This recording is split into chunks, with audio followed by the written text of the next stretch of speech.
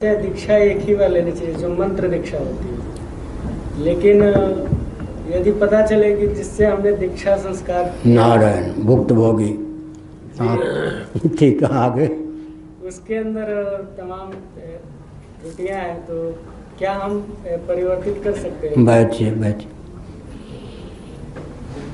ऐसा है कि यजमान जो होता है वो यज्ञ में दीक्षित होगा ना। दीक्षा के कई प्रभेद हैं।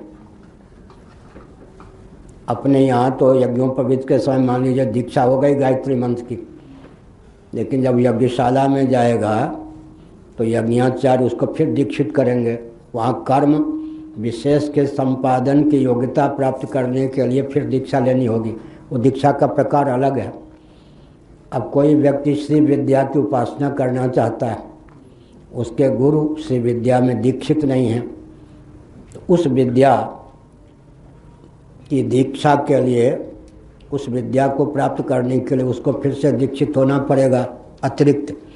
ऐसे स्थल में यज्ञ में जो दीक्षा होती है, विशेष विद्या की प्राप्ति के लिए जो अन्य गुरु से दीक्षा होती है, उसमें गुरु का त्याग नहीं हुआ। विद्या गुरु हैं या गायत्री मंत्र देने वाले हैं, उनका त्याग नहीं हुआ। कर्म विशेष, उपासना विशेष के संपादन के लिए, क्योंकि एक नियम है, शिष्य या पुत्र ही विद्या में अधिकृत, शास्त्र की मर्यादा।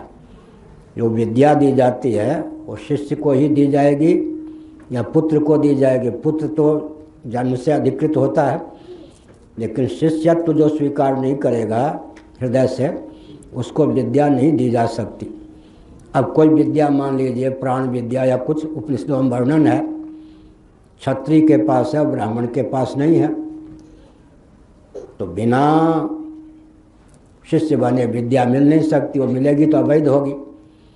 तब ब्राह्मण कैसे क्षत्रिय का तो मुँह से कहे, हे गुरु मैं आपके प्रति प्रपन्न हूँ, आपका शिष्य हूँ। क्षत्रिय कहेंगे ठीक है, आपने मर्यादा की रक्षा की, वाणी से हृदय से मुझे गुरु कहा, आप दान लेने में समर्थ हैं, मैं दान देने में अधिकृत हूँ, मैं आपको शिष्य बनाए बिना इस विद्या को दान के रूप में देता हूँ। फिर बृहदारण्यक उपनिषद आदि में लिखा है,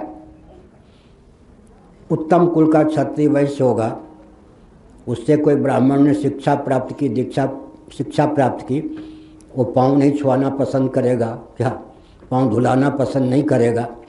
तो ब्राह्मण का दायित्व है कि वाणी से हृदय पूर्वक गुरु कह दे, इतना ही पर्याप्त। लेकिन बिना शिष्यत्व स्वीकार किए कोई विद्या प्राप्त नहीं हो सकती, यह शास्त्र की मर्यादा है। तो दोनों वर्ण धर्म आश्रम धर्म का निर्वाह भी होना चाहिए और शिष्य बने बिना विद्या प्राप्त नहीं हो सकती, इस मर्यादा का पालन भी होना चाहिए।